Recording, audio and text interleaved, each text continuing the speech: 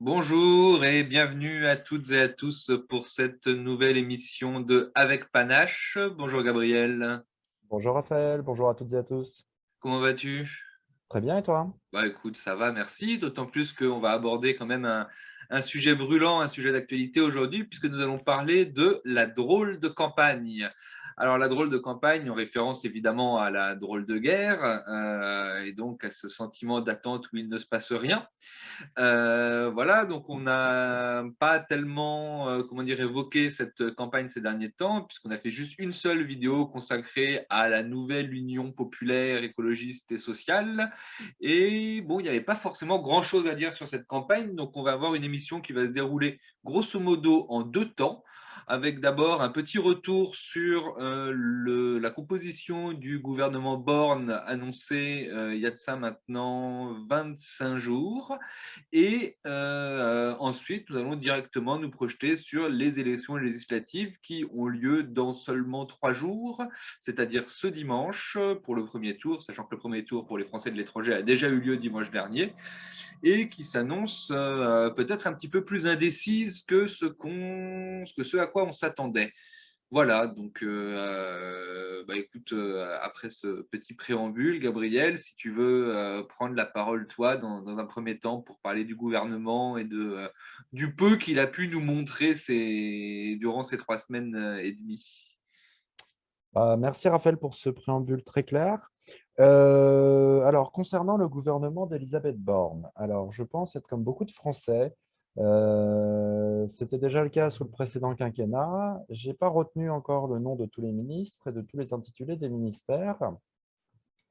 Pourtant, Dieu sait que je m'intéresse parfois à des détails un peu inutiles de la politique.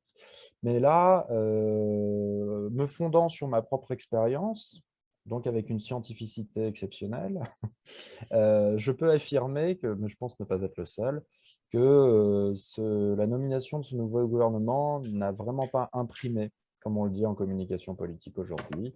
Je ne dirais pas que c'est un non-événement, parce que bon, c'est quand même le premier gouvernement d'un président historiquement, exceptionnellement réélu dans la période récente. Donc on attendait beaucoup, hein, justement, du caractère exceptionnel de la réélection de Macron, qu'on l'aime ou qu'on l'aime pas.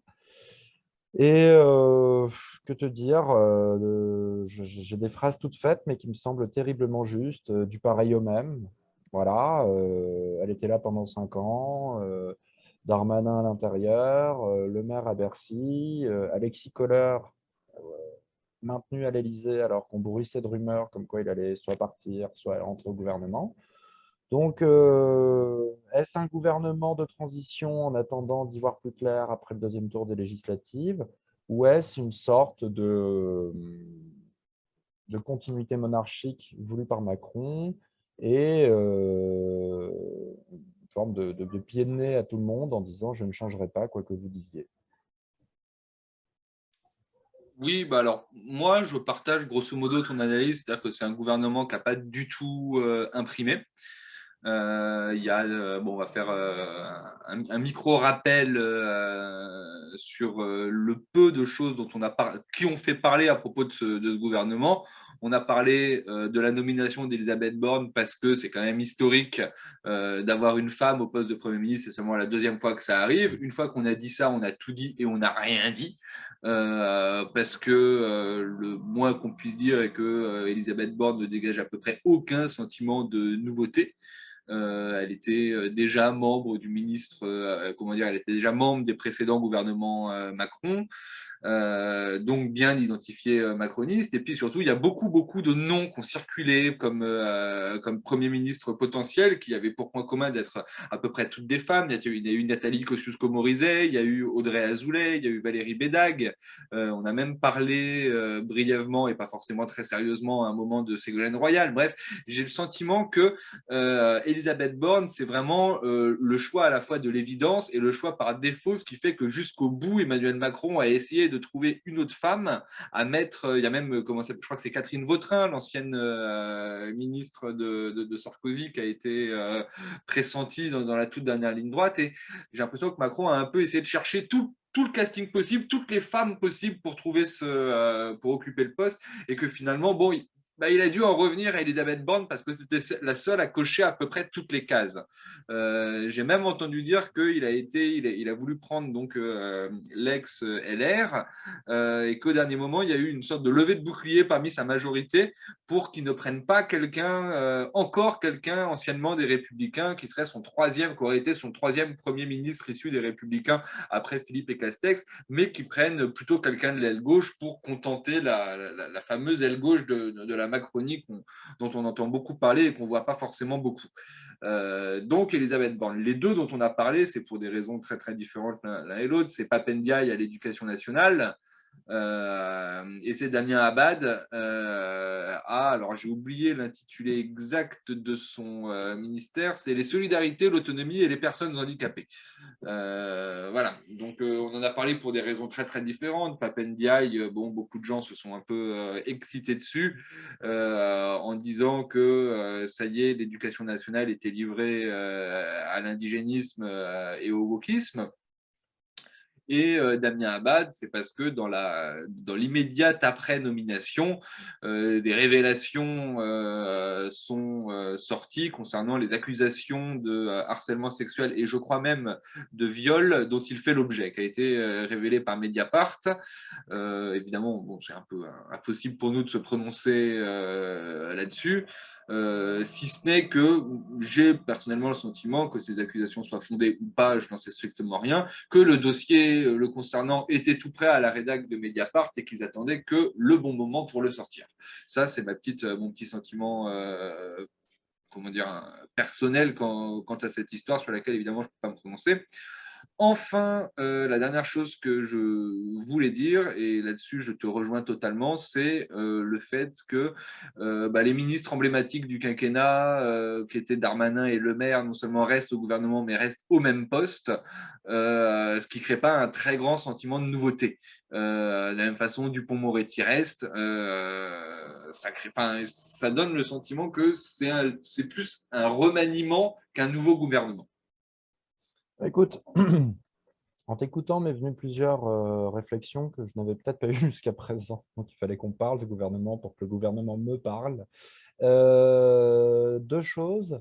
D'abord, concernant la nomination d'Elisabeth Borne, au-delà du fait que ce soit une femme, effectivement, il y avait, peut-être que c'est un peu passé inaperçu. C'est peut-être ça le véritable enjeu politique de ce gouvernement, c'est que Macron a, en gros, depuis les européennes, les dernières européennes jusqu'au premier tour de la présidentielle, fait le plein à la droite libérale, avec, on ne sait jamais l'effet réel de ça, mais en tout cas des symboles et des discours qui penchaient plus vers l'UMP, LR que son origine parti socialiste, retraite à 65 ans, réforme du statut enseignant, beaucoup de choses, très libéral et même parfois, on a pu voir deux ou trois petites esquisses du passage du Macron progressiste à un Macron un peu plus classique, on va dire. Et il gagne à droite, modéré, et il nomme une femme qui vient des cabinets de gauche modérée. Alors, je sais qu'on peut relativiser énormément la différence entre les deux. Cependant, ce n'est pas tant idéologique que tactique en termes de positionnement. Je pense que on peut estimer que les gens de droite qui ont voté Macron au premier tour peuvent, même si j'exagère un petit peu le trait, hein, je ne pense pas qu'ils y pensent en tant que tel, mais à la réflexion, pourrait se sentir un peu floué. Pareil pour la nomination de Pape Ndiaye, je fais un paquet commun. Je pense qu'on s'est, tu as utilisé le terme excité. Pour l'instant, ce que j'ai entendu de Pape Ndiaye, c'est plutôt parler pour ne rien dire. Il fait tout pour, voilà. Donc, de Pape Ndiaye, la seule chose que l'on puisse dire, c'est qu'il a un parcours académique exemplaire, qu'il a effectivement travaillé suite à une thèse aux États-Unis sur la question noire ou la condition noire en France, et qu'il a toujours habilement su ménager la chèvre et le chou dans la galaxie intellectuelle proche du Parti socialiste sur ces questions-là. C'est-à-dire que Pape Ndiaye, ça n'a jamais été Horia Boutelja, ça n'a jamais été un radical proche de mouvements plus radicaux. Il a toujours été socialo-compatibles. Donc, tu pouvais très bien imaginer, pour faire dans le cliché, Pape Ndiaye et Manuel Valls, très heureux l'un avec l'autre dans une soirée du Parti socialiste ou après un séminaire. Voilà. Donc, bon. Et puis, pour diriger le musée de l'histoire de l'immigration, il est nécessaire d'avoir des positions relativement modérées. Voilà. Ça, c'était le premier point. Donc, je pense qu'il y a peut-être une certaine, comment dire, je- de la part de Macron, parce que finalement, c'est le gouvernement de Macron, ce n'est pas un gouvernement qui existe de manière autonome pour l'instant. Je pense que c'est Macron euh, a fait campagne à droite, a gagné à droite, entre guillemets, droite modérée, mais maintient les équipes issues du PS. Ce qui confirme d'ailleurs une donnée psychologique, psychopolitique de Macron. Il ne fait confiance qu'en très peu de personnes et il déteste choisir les hommes. Il aurait dit à Hollande dans l'entretien, tu sais, lors de la passation de pouvoir, maintenant je vais devoir choisir les hommes, c'est ce qui est le plus difficile. Voilà. D'où le côté peut-être un peu de techno de Macron, finalement. Ce n'est pas tant qu'il veut garder le PS qu'il a du mal à faire du choix des hommes. C'est-à-dire que les idées ou trancher dans le vif des dispositifs législatifs ou administratifs, il n'y a pas de problème. Affronter la rue, il n'y a pas tant de problème que ça. Mais choisir entre les hommes, faire le DRH, un peu le boulot du politique aussi, ça, il a du mal. Ça, c'était mon premier point. Et mon deuxième point, très rapidement, euh, comment dire, par rapport à ce nouveau gouvernement et à son orientation, moi, il y a une chose qui m'a frappé. Je pense que le vrai sujet qu'on a tous un peu raté, c'était le rapport Macron-Philippe. Parce qu'effectivement, dès qu'il a été élu, la concurrence pour sa succession s'est ouverte. Réélu, pardon, la concurrence pour sa succession est ouverte. Et je tiens à noter que Édouard Philippe a été très mal servi. Une quarantaine de députés dans des circonscriptions pas toutes facilement gagnables et un seul proche au gouvernement. Donc, je pense que c'est à la fois la signification technocratique de Macron, par rapport à tout ce que j'ai dit, c'est-à-dire le profil des individus et son incapacité à trancher, pas tant qu'il veuille la gauche qu'il n'arrive pas à trancher. Et d'autre part, s'il va y avoir un sens conflictuel, polémique, c'est plutôt un gouvernement ni anti-NUP, ni anti-RN, LR ou Reconquête, mais un gouvernement anti est peut-être un peu trop fort, euh, marquant une certaine hostilité à Édouard Philippe. Une certaine hostilité, j'irai peut-être pas jusque-là, une certaine défiance, oui. Plus de la défiance que de l'hostilité, parce que, et là-dessus, je te rejoins complètement, dès le soir du second tour et la victoire de Macron, s'est ouvert une guerre de succession. Une guerre de succession pour laquelle, bon, fort d'une cote de popularité assez ahurissante, Édouard Philippe, pour l'instant, part favori. Mais il sera loin d'être le seul, évidemment, à briguer cette succession et d'autres qui s'annoncent parmi ses plus acharnés concurrents sont actuellement au gouvernement d'ailleurs. Je pense qu'un Bruno Le Maire, comment dire, a les yeux déjà rivés vers 2027, tel que prophétisé par Michel Houellebecq dans son dernier ouvrage. Je pense qu'un Darmanin n'a pas forcément envie de s'effacer en 2027 et voudra sans doute déjà jouer sa carte personnelle à ce moment-là. Je pense que c'est loin d'être les seuls appétits qui, comme ça, vont s'aiguiser. Les autres, on ne les connaît pas forcément. Mais pour citer que ces deux poids lourds-là, oui, ce sont des gens qui vont avoir très très vite envie de tirer la couverture à eux, ce qui posera à terme un problème de légitimité à Macron. Ceci évidemment dans le cas où on y viendra dans la deuxième partie de cette émission, dans le cas où, évidemment, Renaissance, puisque c'est comme ça maintenant qu'il faut appeler la coalition macroniste, remporte les élections législatives de dimanche et de dimanche Erreur. d'après. Renaissance, c'est le futur nom de LREM. La coalition s'appelle Avec vous. Enfin, non, pardon. Ensemble, Ensemble. exact. C'est peut-être Avec même vous, c'était déjà son le slogan nom de du LREM. Faudrait voir si ça a été changé, mais tu as raison, c'est ça. Voilà, non, après, moi, quelque chose qui m'a quand même frappé, et c'est plus largement, ça dépasse la composition du gouvernement, c'est la volonté de Macron d'essayer de gagner le plus en plus, le plus de temps possible. Pardon. On avait déjà dit que pendant la présidentielle, il avait joué la montre pour essayer d'enjamber la présidentielle et que ce soit qu'une formalité en maintenant un climat très important, anxiogène autour de la pandémie, puis ensuite en jouant à fond, comment dire, la carte de la politique internationale et du j'ai pas le temps de faire campagne, je suis occupé à parler à Poutine, à parler à Zelensky, à parler à Biden, à parler à Scholz, etc. Et là, du coup, il était rentré en campagne très très tard, n'avait pour ainsi dire pas fait campagne et bon, s'était retrouvé réélu. Et là, bon, il a retardé le plus possible comment dire, le moment de nommer Elisabeth Borne. Je me souviens quand même, c'était particulièrement emblématique de cette anecdote de Jean Castex qui arrive pour le dernier Conseil des ministres.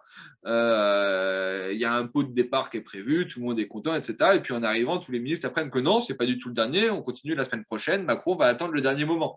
Ce qui me semble assez, comment dire, à la fois assez révélateur d'un Macron qui est pas du tout si serein que ça par rapport aux législatives et qui a voulu essayer de profiter le plus possible, comment dire, de l'effet d'annonce du nouveau gouvernement, donc de rapprocher le plus possible la nomination du gouvernement des législatives. Rappelons, c'est une petite incise, qu'il y a quelques mois, on disait que comme le temps est anormalement long entre la présidentielle et les législatives, parce que les jours fériés de début mai tombaient des dimanches et c'était pas possible, donc l'élection présidentielle était anormalement tôt cette année, et donc beaucoup d'écart avec les législatives. Il avait été envisagé à une époque que Macron dissolve dès son élection pour rapprocher. Finalement, il n'a pas fait ça, il a choisi de nommer son gouvernement tard, ce qui me laisse penser que à la fois il n'est pas très serein et en même temps, comme tu le disais tout à l'heure, le choix des hommes est très compliqué et pour qu'aucun ministre n'ait été au courant que ce n'était pas le dernier Conseil des ministres, même pas Castex, c'est qu'il y a une solitude de Macron qui est très importante. Alors Macron, on dit souvent à propos de lui qu'il n'a pas d'amis. Je ne sais pas si c'est vrai, mais ce que je sais, c'est qu'il y a très très peu de personnes à qui il se confie vraiment. Surtout sur le fond de sa pensée et ce qu'il considère être ses choix. Il y a Alexis Kohler, évidemment, qui a son oreille, mais c'est à peu près tout. Et Et Brigitte. là-dessus, pardon? Et Brigitte. Oui, Brigitte, mais Brigitte n'est pas, comment dire, ne fait pas partie du personnel politique. Voilà, mais j'ose espérer qu'ils ne sont pas Camille, hein.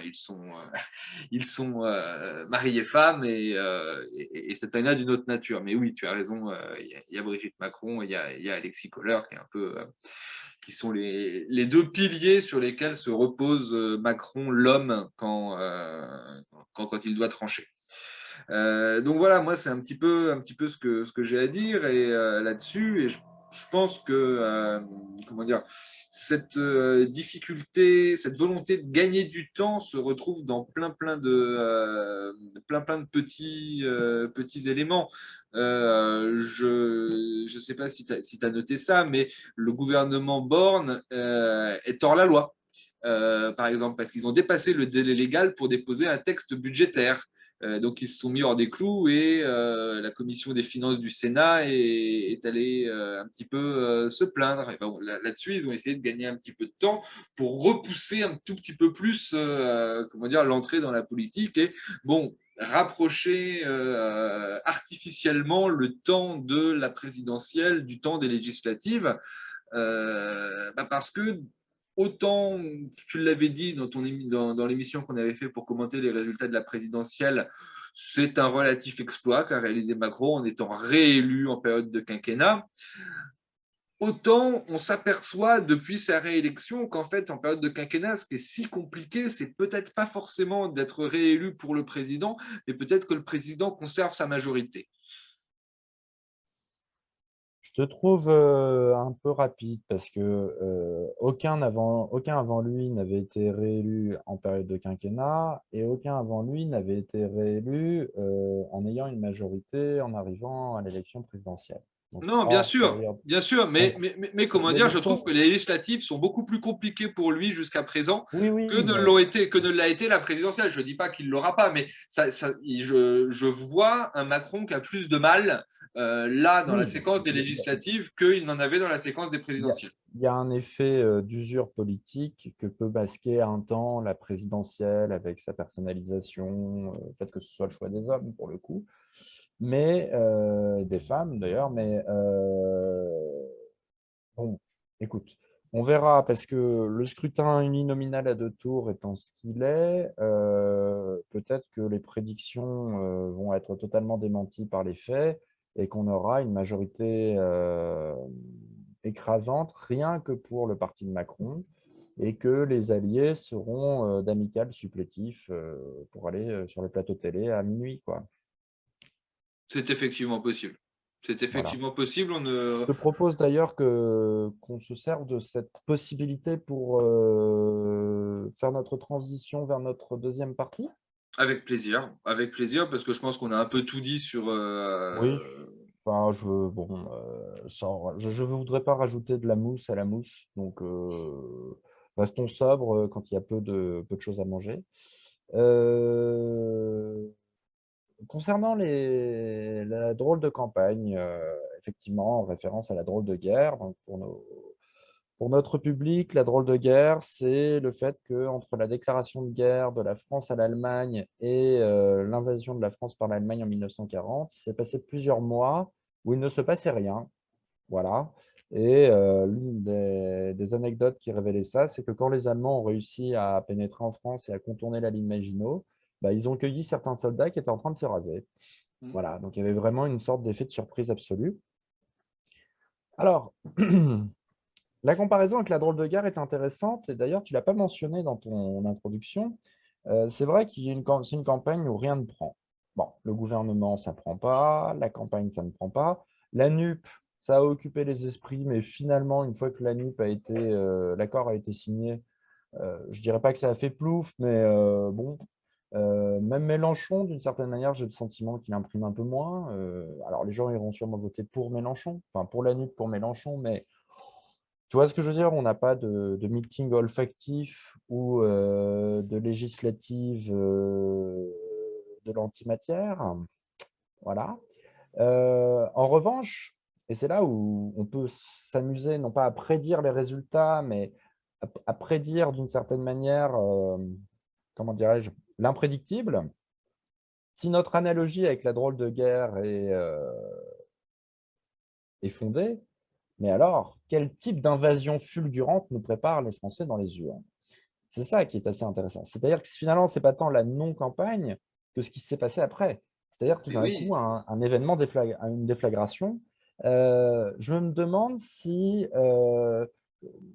moi, je vois trois hypothèses que je vais classer par… Je vais prendre un risque, je vais classer par ordre de probabilité telle que je l'estime, hein, pas une probabilité scientifique.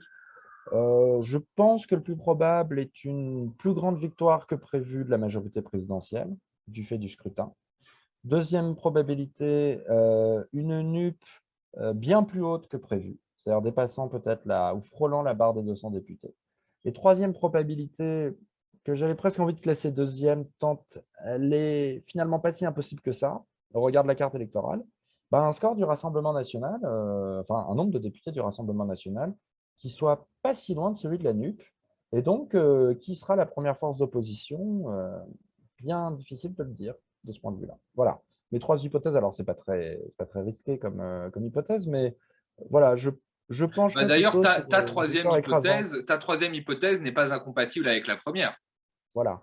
On Oui, peut c'est vrai avoir à que la fois une large victoire de ouais, LREM non, et en mais même temps un score du le moyen Rassemblement terme, national qui a autant de députés ou presque la NUP. ouais, le moyen terme entre hypothèse 2 et hypothèse 3, en fait, c'est l'incertitude complète du score de la NUP. C'est-à-dire que, tu as raison, je vais juste reformuler la chose. Euh, En réalité, le score de la NUP est peut-être ce qu'il y a de plus incertain. Ce qui fait que là, tout le monde tient pour acquis un 150-200 députés. Je suis loin d'être certain de cela, d'autant qu'ils n'ont pas de réserve de voix pour le deuxième tour. Oui, alors moi je suis. pour moi, la principale inconnue, c'est la participation. Parce que je pense que les meilleures chances de la NUP et du Rassemblement national, en dehors de certaines circonscriptions dont on sait qu'ils vont leur être favorables, c'est d'avoir des triangulaires. Dans une C'est quoi dans triangulaire l'idéal? avec NUP, RN, LREM, c'est très très incertain. Dans le cas d'un duel, hormis certaines circonscriptions, comme je l'ai dit, il est à peu près sûr que les électeurs du RN, si le RN n'est pas au second tour, vont suffisamment voter pour LREM pour faire barrage à la NUP et vice-versa.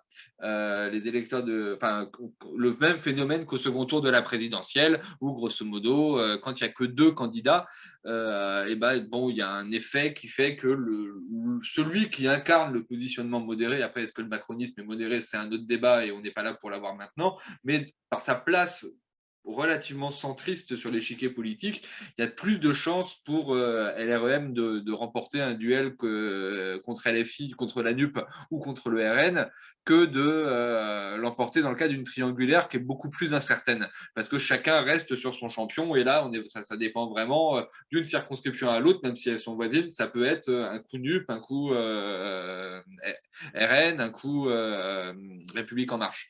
Donc ça, pour moi, c'est la principale incertitude, parce que, bon, je le rappelle, pour accéder au second tour d'une élection législative, le candidat doit avoir 12,5% des inscrits. Et 12,5% des inscrits, si on est sur un schéma de participation tel que prévu aujourd'hui par Odoxa dans un sondage de 46%, ça veut dire qu'il faut déjà taper dans le 27-28 pour être sûr d'avoir ces 12,5. Autant dire qu'il n'y a pas beaucoup de circonscriptions où on aura 3 candidats au-dessus des 27. Parce que 3 candidats au-dessus des 27, il reste que des miettes pour les autres, et ça, j'ai du mal Sais-tu ce à qui se l'imaginer. passe si aucun des trois ne fait 26-27, si aucun des deux, trois On candidats ne prend les deux fait. premiers. On prend les deux premiers. On Donc, prend les deux ce sera, premiers fa- ce sera s'il y a aucun favorable des à la trois. majorité présidentielle Voilà. la plupart du temps. Ouais. Voilà. Et de la même façon, s'il n'y en a qu'un seul qui fait au-dessus des 12,5% des inscrits, on ne le considère pas élu dès le premier tour, mais on Hmm. qualifie le deuxième avec lui pour un duel. Bon, à ce Euh, moment-là, ça, c'est très défavorable pour le Rassemblement national parce qu'il y a de fortes chances que dans nombre de circonscriptions, il termine troisième. Je ne sais pas. C'est une hypothèse. Je pense que, comment dire, même dans ce cas-là, dans beaucoup de circonscriptions, ils vont terminer deuxième, voire même premier, mais se retrouver contre la République en marche, et ce sera dur pour eux. Ce qui sera intéressant, ce sera de voir si jamais il y a des circonscriptions où il y a des duels entre le Rassemblement national et la NUP. Parce que ça, c'est un cas de figure où les députés macronistes éliminés dès le premier tour, ça peut être comment dire, ça arrivera pas dans beaucoup d'endroits, mais je pense que ça arrivera quand même dans quelques circonscriptions, et ça pourrait avoir des effets, comment dire, assez inattendus. Et j'avoue que là-dessus, j'ai à peu près aucune idée de ce que fera l'électorat et de qui peut l'emporter. Ils voteront NUP. Ils voteront NUP, je pense. Je ne sais pas. Enfin, Je, pas je, totalement, mais je ne sais vraiment pas. je pense qu'on a plutôt clairement établi l'enjeu électoral. Donc moi, je maintiens, pour rappel, hein, je maintiens mon pronostic. L'analogie avec la drôle de guerre me fait penser que ce n'est pas la campagne qui est intéressante, mais finalement la surprise du résultat. Donc, je m'attends à une surprise et je reprends après réflexion, hein, on est dans une pensée vivante, soit finalement l'hypothèse 1, soit l'hypothèse 3, c'est-à-dire soit une victoire plus écrasante qu'attendue de la majorité présidentielle, soit un équilibrage NUP Rassemblement national. Je tiendrai finalement mon hypothèse 2 pour la moins probable à la réflexion avec la modalité du scrutin, etc. Parce que euh, peut-être que la NUP sera souvent devant le RN du fait de l'abstention, etc. Mais n'ayant pas de réserve de voix, et c'est pour ça que je voulais qu'on en parle, parlons quand même légèrement des grandes distinctions programmatiques, parce que là-dessus, la NUP a peut-être perdu des points dans son affichage politique. Il y a dans cette non-campagne, il y a quand même, à mon avis, deux sujets politiques et programmatiques qui ont marqué les esprits et qui viennent de la NUP, hein. Bon, la NUP, fidèle à l'esprit d'agit-prop de ses origines, fait du débat, fait du clash, essaye de créer du débat. Bon, on en pense ce qu'on veut, mais bon, en tout cas, ça marche un peu, puisqu'on en parle nous-mêmes. Il y a, premièrement, la fameuse question de la retraite à 60 ans et à taux plein par Mélenchon, que ne défend même plus Marine Le Pen. Donc ça, Marine c'est Le quand Pen même… qui est particulièrement inaudible, enfin le Rassemblement Bien national sûr, qui est particulièrement inaudible là-dessus. durant cette campagne d'ailleurs. Voilà. Alors, on sait que Macron n'est pas très clair sur 64, 65, machin, mais bon, en gros, il veut repousser l'âge ou la durée de cotisation, faire travailler plus longtemps. Et Mélenchon prend l'exact inverse. Sur le reste du programme de la NUP, je pense que pas grand monde soit s'y intéresse, soit y croit vraiment, que ce soit les opposants ou les soutiens. Enfin, moi, ce que je vois, c'est surtout émerger, c'est la retraite. Et la deuxième chose, c'est le rapport aux régaliens, et notamment à la police. Voilà, il y a eu des faits divers, mais s'il y a bien un truc qui est assez constant là chez la NUP, c'est même plus la question islamophobie, machin, c'est vraiment… j'ai l'impression qu'on est… d'ailleurs, c'est marrant que tous les autres partis se rallient à ces éléments de discours. On est un peu dans l'essence pure et parfaite de Mélenchon et de la NUP depuis quelques années. Violence policière, retraite à 60 ans. Voilà. Et je serais très étonné de voir le bilan du jugement des Français sur ces deux positions qui euh, n'ont rien d'évident, hein. Voilà, c'est pas… Parce que financièrement, juste pour donner un élément de cadrage, financièrement, la retraite à 60 ans, en plus du reste du programme de Mélenchon, mais rien que celle-là, ça coûte très cher. Et d'autre part, je ne suis pas certain que la majorité des Français soient dans une position hostile à la police. Alors là-dessus, bon, on a parlé t'as parlé des faits divers qu'on structuré, qu'on un peu rythmé cette non-campagne.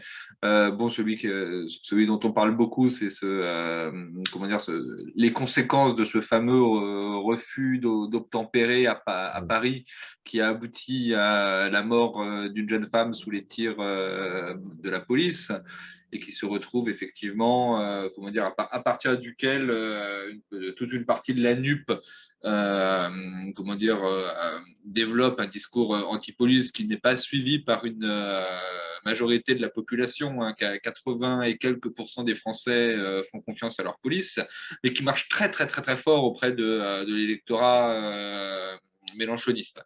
Voilà, mais on peut noter que là-dessus, il n'y a pas unanimité à la NUP et on a vu pendant cette campagne quelqu'un comme François Ruffin s'emparer des thématiques sécuritaires, ce qui lui a valu quelques petites remarques au sein de la France insoumise, mais on sent qu'il y a plusieurs lignes au sein de la France insoumise et cette campagne a été l'occasion de voir Ruffin, qui n'en avait jamais beaucoup parlé jusqu'à présent, se saisir de cette question et rappeler que bon, bah, la sécurité, ça concernait essentiellement beaucoup les gens modestes, c'est-à-dire ceux qui n'ont pas les moyens de vivre dans des endroits surprotégés avec des ribambelles de caméras et un service d'ordre privé. Mais bon, c'était l'affaire de tous et c'est bon, ça, une des bases d'ailleurs du contrat social. Voilà. Et puis comment dire, l'autre fait divers, mais c'est même plus un fait divers puisque c'est quasiment un incident diplomatique, hein, avec la Grande-Bretagne, c'est évidemment les événements du Stade de France qui, là, me semblent difficilement récupérables. Parce que si tout le monde s'accorde pour dire que le gouvernement, et qu'en l'occurrence Darmanin, a été très mauvais là-dessus, il y a toute une partie, comment dire, tant la droite que la gauche sont prisonnières un petit peu d'un certain hémiplégisme, c'est-à-dire que il est trop compliqué pour la gauche d'admettre que effectivement il y a des problèmes sécuritaires sérieux dans certains endroits en France. Ça, c'est quelque chose qu'ils ne diront pour la plupart pas. Et il est trop compliqué d'admettre pour la droite que certaines fois la police fait n'importe quoi et que le maintien de l'ordre, bon, a été, comment dire, et que les doctrines de maintien de l'ordre certaines fois ne sont pas tout à fait adaptées. Donc ça, c'est quelque chose où le gouvernement, pour moi, c'est largement discrédité, mais où je ne vois pas tellement à quel moment quelqu'un d'autre pourrait tirer profit de ce qui s'est passé lors de l'accueil au Stade de France à Saint-Denis de la finale de la Ligue des Champions. Donc ça, c'est pour revenir sur les sujets qui ont un petit peu imprimé. Sur la retraite, oui, alors bon, c'est une partie des gens vont sans doute voter NUP pour la retraite. Euh, une partie des gens vont voter NUP parce qu'ils sont foncièrement convaincus, et là-dessus, j'avoue que je m'interroge un petit peu, que Jean-Luc Mélenchon à Matignon est la seule solution pour sauver la planète. C'est quand même quelque chose dont on n'avait pas parlé dans notre vidéo consacrée à la NUP, mais qui, auprès d'une certaine jeunesse, est un puissant moteur de vote en faveur de Mélenchon et donc de la NUP. Et voilà, pour moi, c'est un petit peu les quelque chose dont on peut parler là-dessus. Moi, plus largement, et ça rejoint un peu ce que je disais vis-à-vis de l'abstention qui rendait cette élection très, très, comment dire, très imprédictible, c'est qu'il y a une chose qui est à peu près sûre, c'est qu'on est, on l'a dit, dans un état de tripartition du champ politique, avec d'un côté donc le bloc macroniste, de l'autre le bloc qu'on va appeler bloc de gauche, et de l'autre côté le bloc RN, qui se présente désuni en plus parce que depuis l'irruption de Zemmour sur le jeu politique, il y a concurrence entre Reconquête et le Rassemblement national, bref, voilà. Et quand on est en tripartition politique, et qu'en plus, il y a une participation très très faible, on se retrouve avec une participation très faible, comme ce qui est attendu, je le disais, pour les législatives. On se retrouve avec une assemblée qui va avoir un gros problème dès le début, et quelle qu'elle soit, de légitimité politique. C'est-à-dire que j'ai revu les chiffres des élections législatives récentes. La gauche plurielle, pour faire un parallèle, la dernière fois que la gauche s'est présentée unie à des élections législatives, c'était en 97, donc il y a 25 ans. La gauche plurielle, au premier tour, a fait 43% des suffrages. 43%, c'était aussi le score de l'Union pour la majorité présidentielle, devenue Union pour un mouvement populaire, donc l'UMP, en 2002, au premier tour des législatives. L'UMP qui avait même fait en 2007 45,5. Et bon, en 2012, c'était un petit peu moins pour la liste socialiste au début du mandat Hollande, c'était 40%. Là, il n'y a aucune liste qui est annoncée à plus de 30%. Et si, bon, il y a une surprise en faveur d'une liste, que ce soit la NUP ou que ce soit la liste macroniste, ça ira peut-être jusqu'à 33% au premier tour, mais 32-33%. Moins d'un votant sur deux qui vont avoir une majorité et gouverner le pays, ça me semble, comment dire, une base de légitimité populaire extrêmement faible, qui me laisse présager, quelles que soient les politiques mises en œuvre ensuite, de grandes difficultés à venir pour la majorité qui se sera dégagée. J'en viens à, comment dire, alors là, on n'est pas forcément dans le registre de l'analyse, mais dans le registre, comment dire, du souhait presque. J'en viens à me demander s'il ne serait pas bénéfique qu'aucune majorité n'émerge de cette élection législative, car là, on ne pourrait plus échapper à la crise institutionnelle et à la crise démocratique, et ça permettrait de résoudre un certain nombre des problèmes que nous avions abordés dans notre émission consacrée au désenchantement démocratique français.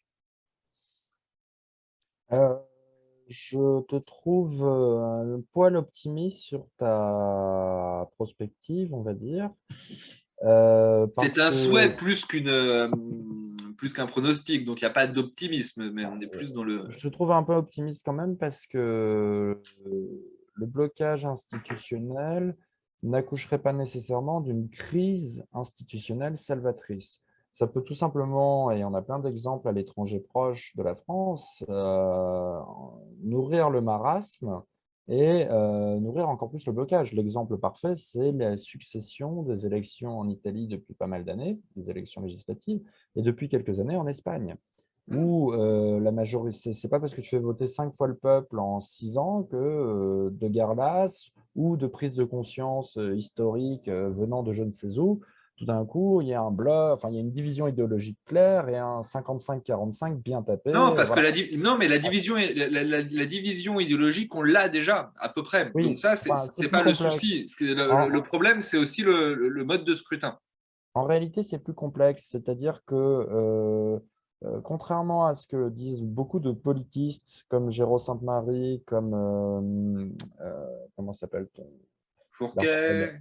Fourquet, etc., je pense que la division politique n'est pas binaire, déjà.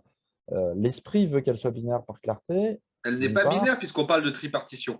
Oui, mais je veux dire, je pense qu'elle est même pas ternaire. Si tu veux tout savoir, je pense que, il y a une sorte de conservatisme libéral majoritaire en France, sur un plan idéologique, qui réunit d'ailleurs, sans qu'ils le sachent, une partie de la bourgeoisie et une partie du bloc populaire, comme on l'appelle, et qui n'est pas exactement le conservatisme libéral tel que rêvait de le faire un Zemmour. C'est beaucoup plus complexe que ça. C'est-à-dire que ce conservatisme s'exprime sur certains points, pas forcément sur les mœurs, là où Zemmour pouvait être conservateur dans le discours sur les mœurs, et d'un autre côté, libéral dans le plaisir pris à Uber Eats ou à Uber tout court, là où un Zemmour dira qu'il prend le taxi et qu'il soutient les petits commerçants qui sont mis en danger par la concurrence ubérisatrice. Donc tu vois, ça, je pense que le conservatisme libéral du peuple et presque à front renversé du conservatisme libéral de la proposition Zemmour telle qu'elle a Ah, existé. mais complètement. Bah, ça explique en Voilà, partie le faible score de voilà. Zemmour à la présidentielle, au-delà de l'effet vote Bon, utile juste de pour Marine Le revenir, Pen. Il y avait quelque chose. excuse-moi, juste pour revenir à ce que tu disais, parce que là, j'ai fait un excursus par rapport à ta prospective, donc à un retour d'idéologie. Deux choses. Je suis très sceptique sur la légitimité réelle des majorités depuis 25 ans. Pour même reprendre l'exemple de la gauche plurielle, je ne pense pas que c'est la gauche plurielle qui était légitime, mais Jospin. Autrement dit, le phénomène présidentiel en France étant tellement ancré dans la mentalité populaire que si ce n'est pas le président qui est légitime, c'est le Premier ministre. Mais ça revient c'est du pareil au même, mais à la fin, c'est le chef qui gouverne. Bon. Donc on reste vraiment monarchique là-dessus, hein, que ce soit par un biais présidentiel ou par un biais parlementaire. Premier point. Deuxième point, donc là, bon, tu vois, l'Assemblée Oui, mais légitime. après Gabriel, tu m'ôteras pas l'idée que Jospin en 97, peu importe que ce soit sa majorité ou que ce soit lui, c'est 43% des voix au premier tour avec une participation de 68%. Oui, Là, si oui. on est à 27% pour le parti arrivé en tête Non, d'une mais participation de moins de 50%, c'est pas tout à fait la même chose. oui, mais je distingue deux choses. Je distingue sur le plan analytique, on est tout à fait d'accord, mais sur le plan du réel, du mouvement tel qu'il est en lui-même, là-dessus, je suis beaucoup plus sceptique. C'est-à-dire que 97, ça pouvait être les 35 heures, ça pouvait être, c'était les 35 heures, plus la gauche, plus incarné par Jospin. Hmm. Voilà. Et d'ailleurs, ce qui est très intéressant, c'est que derrière, c'est Jospin qui se prend une banane historique et la majorité de gauche a été bananée avec lui. Tu vois ce que je veux dire? Alors que si on peut raisonnablement penser que si c'était un bloc législatif qui avait une sorte de majorité en lui, ok, il perd peut-être la présidentielle, mais il sauve beaucoup mieux les meubles après au législatif, même sans être majoritaire. Bon, donc je veux juste ça. Juste pour revenir à 2022. Ce qui peut être très intéressant, c'est la campagne d'entre-deux tours. Parce que là, on peut rentrer dans ce que j'appelle non pas ce que j'appelle de mes voeux, mais ce que j'analysais par analogie, c'est-à-dire non pas la drôle de campagne, mais enfin, la soudaine invasion.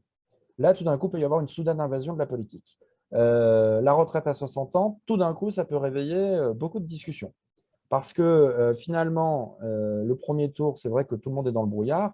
Au deuxième tour, quand on aura le choix entre deux, trois, voire éventuellement quatre candidats, ne t'inquiète pas que les mesures fortes de la NUP ou ce que les gens pensent de Macron, de Marine Le Pen, ça va revenir au galop.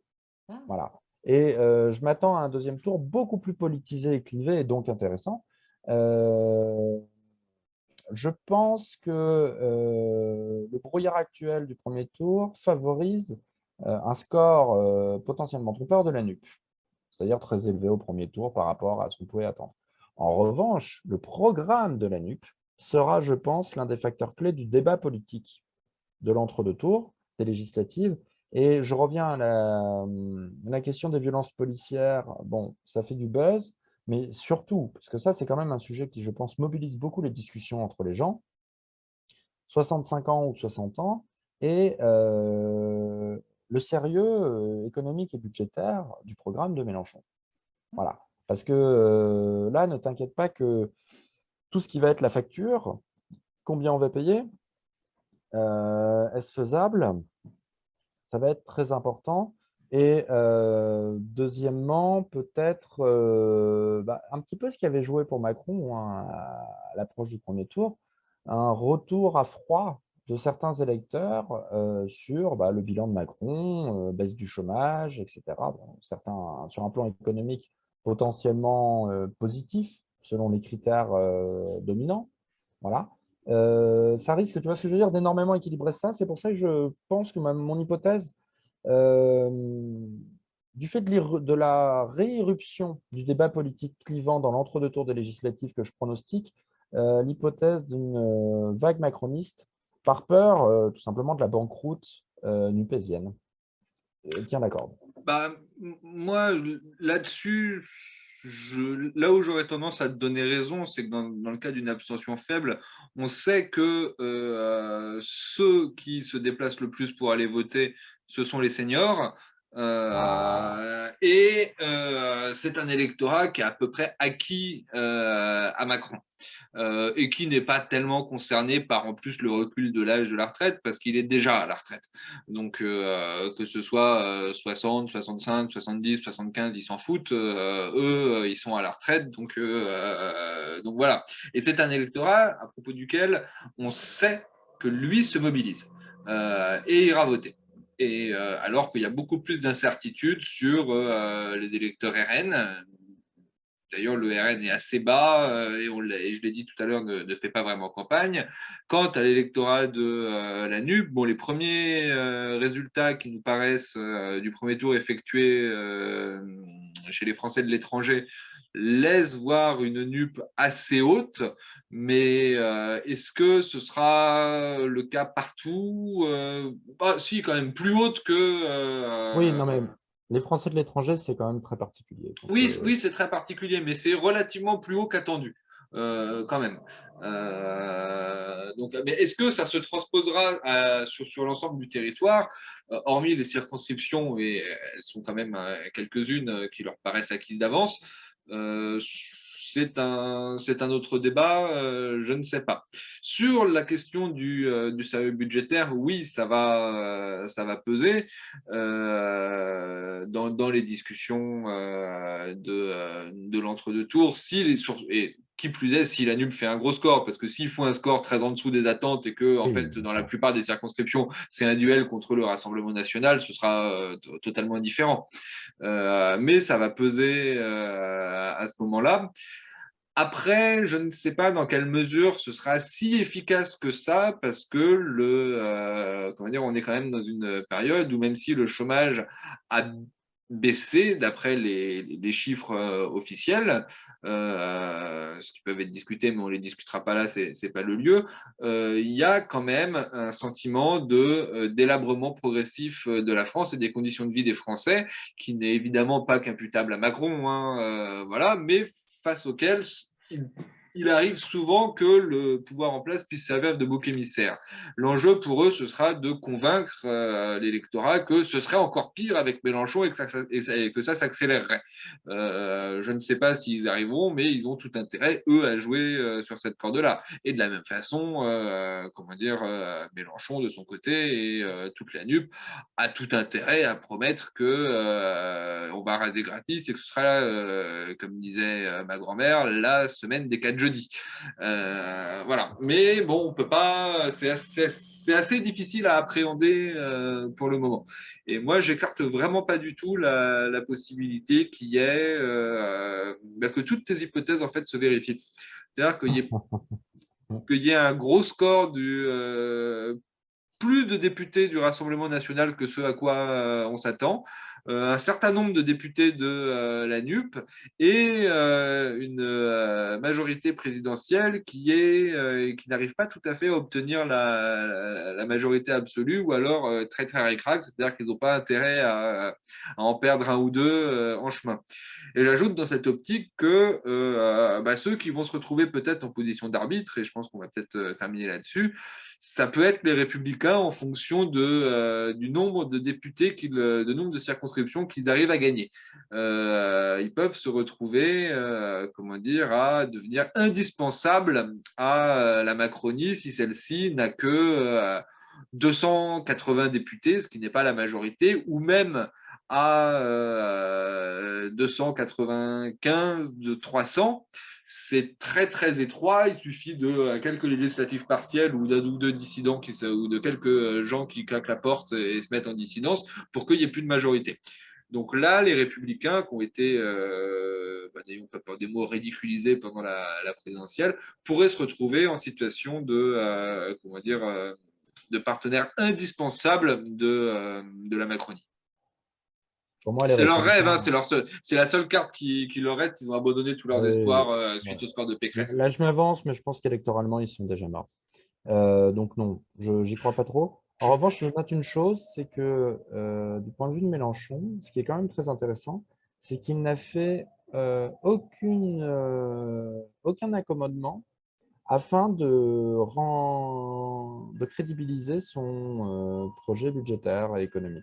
C'est-à-dire que Mélenchon décide de faire le plein dans son électorat, mais n'a aucune stratégie de second tour. Or, le second tour se prépare dès le premier tour, en fait. Et c'est ça que je trouve fascinant, c'est que Mélenchon, tout content de sa domination à gauche, alors que son slogan, c'est Mélenchon Premier ministre, hein, quand même, élisez-moi Premier ministre, fait tout pour stagner au deuxième tour. Oui et C'est non. quand même très étonnant. Oui et non, parce que je pense que sa stratégie de deuxième tour, ce sera ce que Marine Le Pen n'a pas fait contre Macron au second tour. C'est-à-dire taper le bilan, dézinguer. Et je pense que là où on attendait de Marine Le Pen, on l'avait dit dans notre émission bilan de la présidentielle, une Marine Le Pen beaucoup plus offensive entre deux tours et attaquant Macron sur son bilan, je pense que Mélenchon, lui, le ferait. Et donc, lui, il essaierait d'avoir vraiment une stratégie du tout sauf Macron au second tour. Je ne sais pas si ça porterait ses fruits, mais je pense qu'il a l'intuition que ça suffirait. Bien. Si Ben, d'aventure il veut vraiment le pouvoir, parce que bon. c'est la question dans ma question, c'est-à-dire que est-ce que Mélenchon, je ne pense pas qu'il prétende être élu, mais est-ce qu'il a réellement envie d'avoir le plus grand groupe de députés possible ou l'image du dominant sur son camp la plus forte possible? Puisque l'un et l'autre peuvent être opposés dans les faits. On Ça avait qui… longuement parlé de Mélenchon dans nos précédentes émissions. C'est vrai que le doute est permis, qu'il a quand même le fond de sa pensée est souvent assez impénétrable. Je ne sais pas. En revanche, je pense maintenant, j'ai acquis à peu près la conviction que Marine Le Pen, elle, ne voulait pas être présidente. Bon, écoute, ne sondant ni les cœurs ni les reins, je pense qu'on peut s'en arrêter là pour cette analyse et on reprendra ça dans l'entre-deux tours et on verra si nos hypothèses commencent à être confirmées ou infirmées ou si, comme tu l'as joliment fait, alors est-ce du Gorgias, du Protagoras ou du Macron, du en même temps, mais trois hypothèses en même temps se vérifient. On va Voilà. voir, et puis surtout, on va voir, comment dire, parce que là, il y a quelque chose qu'on n'a pas mentionné quand on a parlé du gouvernement, c'était, et je terminerai là-dessus, c'était que pour moi, un gouvernement de président élu, et bon, c'est pas que pour moi, c'est comme ça que ça s'est fait généralement, le Premier ministre devient le chef de la majorité et mène la campagne des législatives, mène la bataille des législatives. On ne peut pas dire qu'Elisabeth Borne imprime beaucoup là-dessus. C'est pas quelqu'un qui donne envie, malgré tout le respect que j'ai pour elle, de partir à la guerre avec elle. Donc là-dessus, c'est un petit peu, comment dire, elle fait pas tellement, comment dire, en train de mener la cavalerie pour déferler sur les urnes. Bon, c'est un peu plan-plan et bon, ça n'imprime pas vraiment. D'où là-dessus encore, je maintiens l'idée d'un choix un peu par défaut d'Emmanuel Macron et d'une campagne que je trouve vraiment poussive là-dessus. Et on verra bien, mais si les législatives sont interprétées comme un échec, là, il y a une deuxième invasion surprise. C'est un retour très en force d'Édouard Philippe, qui était un Premier ministre très apprécié de l'ancienne majorité, qui avait une image très forte de chef de majorité, d'où sa popularité d'ailleurs. Ouais. Ça servira par effet de balancier les intérêts d'Édouard Philippe. Oui, oui, oui, oui. Et puis c'est même pas, comment dire, c'est Ça défavorisera Darmanin et Le Maire, clairement. possiblement. Après, comment dire, s'il y a retour de balancier comme ça, il suffit pour Macron d'éjecter Borne et de mettre le maire à la place et ça servira les intérêts de le maire. Je pense pas que Macron le fera, mais comment dire, décider que les intérêts de tel ou tel sont d'ores et déjà servis à 5 ans du Non, prochain non, mais scrutin me dans, paraît un dans, dans peu l'immédiat, dans l'immédiat, dans l'immédiat. présomptueux. Non, non, j'ai dit dans l'immédiat, j'ai pas dit qu'il sera élu grâce à ça. Bon, eh bien écoutez, chers amis et chers amis, je pense que nous avons fait le tour de cette drôle de campagne, en Oui, espérant que cela ne fut pas une drôle d'émission. Et en tout cas, je vous souhaite des choses bien drôles à vivre. Et personnellement, je vous dis à très bientôt. bah, moi aussi, et puis surtout, n'oubliez pas de vous abonner si ce n'est pas déjà fait, de cliquer sur le petit pouce qu'il y a, voilà, que mon camarade vous a montré. Et bah, on vous dit effectivement à très bientôt. Et quant à moi, je te remercie, Gabriel, pour Je te remercie. la réplique brillante que tu m'opposes à chaque fois. Et je me réjouis déjà de te retrouver prochainement, probablement pour tirer un petit bilan de ces élections législatives et analyser ensemble non seulement l'Assemblée qui émergera de ces deux tours de scrutin, mais également la modification gouvernementale qui, quoi qu'il arrive, et même en cas de victoire de Renaissance, ne manquera pas d'intervenir. C'est de coutume à chaque fois. Eh bien, écoute, je te remercie et sachant que toutes mes hypothèses sont bonnes, je vais jouer au loto de ce pas. Voilà, passez une D'accord. bonne soirée à tous. Allez, salut. Ciao.